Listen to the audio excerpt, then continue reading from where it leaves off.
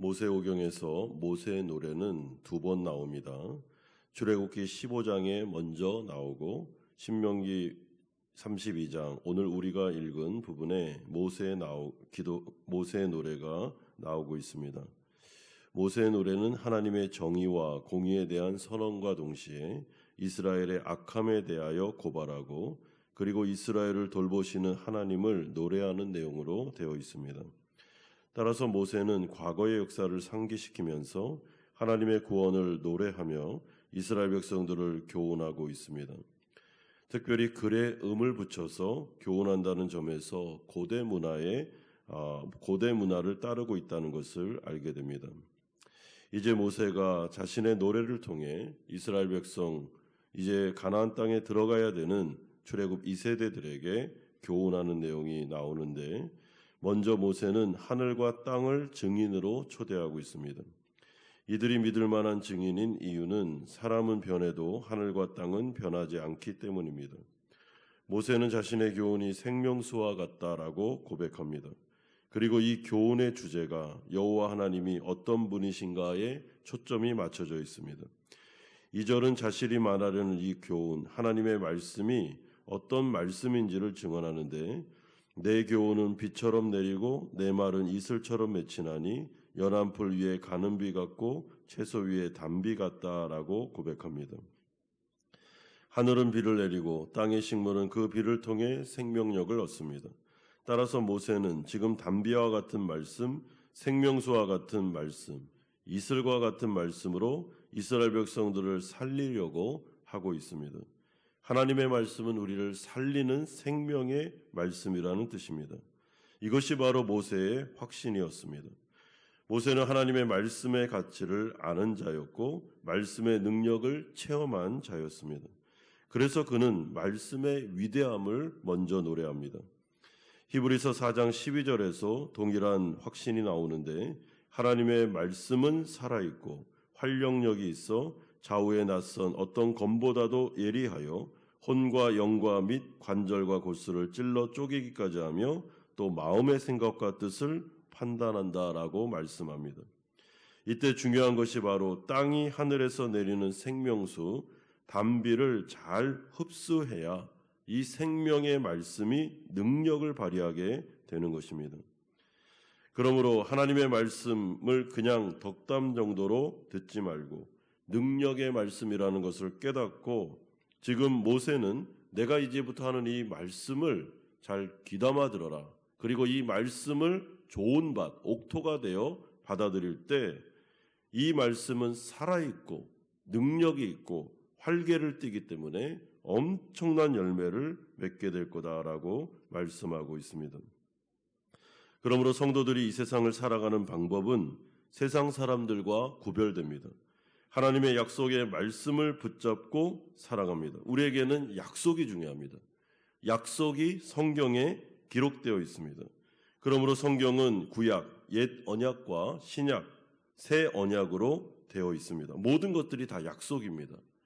하나님의 약속을 붙잡고 그대로 순종하며 살아가면 미래가 열리고 자신의 현재의 삶이 치료되며 영적인 생명력을 공급받는 것을 체험할 수 있다라고 간절하게 모세는 호소하고 있습니다. 왜냐하면 모세 자신이 광야 40년 동안 이를 친히 체험했기 때문입니다. 광야 40년 동안 아무것도 의지할 수 없을 때 모세와 이스라엘 백성들은 하나님의 약속만을 붙잡고 나아갔고 그들은 40년을 살아갈 수가 있었습니다. 사랑하는 성도 여러분, 하나님 나라 백성들인 우리가 사는 방식도 동일합니다. 성경에 기록된 약속을 붙잡는 것이죠. 미래가 보이지 않고 앞이 캄캄한다 할지라도 우리의 삶이 광야와 같다 할지라도 하나님께서 약속의 말씀을 주시면서 걱정하지 말고 나를 의지하면 이 광야 가운데 반석에서 물이 또한 홍해가 갈라지는 역사가 그리고 만나와 메추라기와 같은 놀라운 하나님의 공급하심이 주어지게 될 거다라고 약속하실 때 그 말씀을 붙잡고 걸어가면 하나님께서 동일한 은혜를 우리 가운데 기적을 내려주십니다.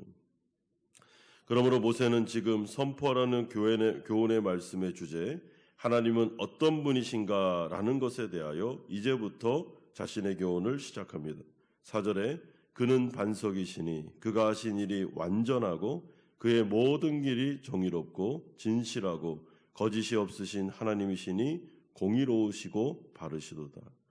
여기서 반석은 결코 흔들리지 않는 바위산과 같은 존재를 의미합니다. 하나님의 성품은 어떻습니까? 완전하고 의롭고 진실하십니다. 하나님은 절대로 사람을 속이거나 사기치거나 자신의 유익과 이익을 위하여 사람을 이용하는 분이 아닙니다.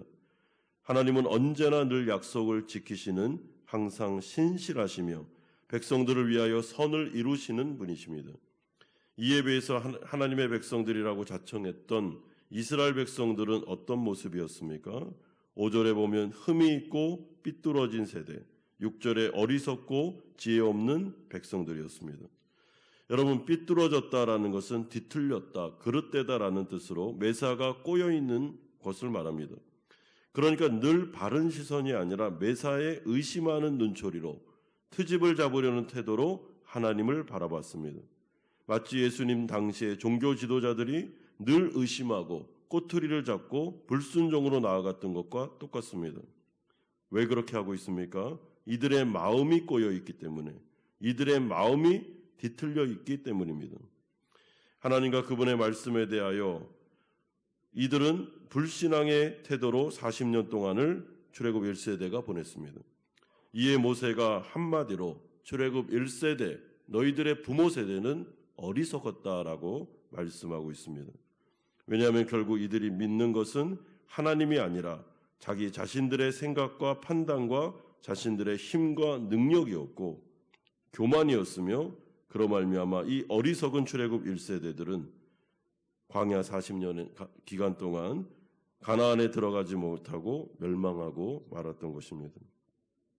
그러므로 모세는 너무나도 안타까워 이것을 노래로 만들어 이제 이 후세대들에게 전파하고 있습니다.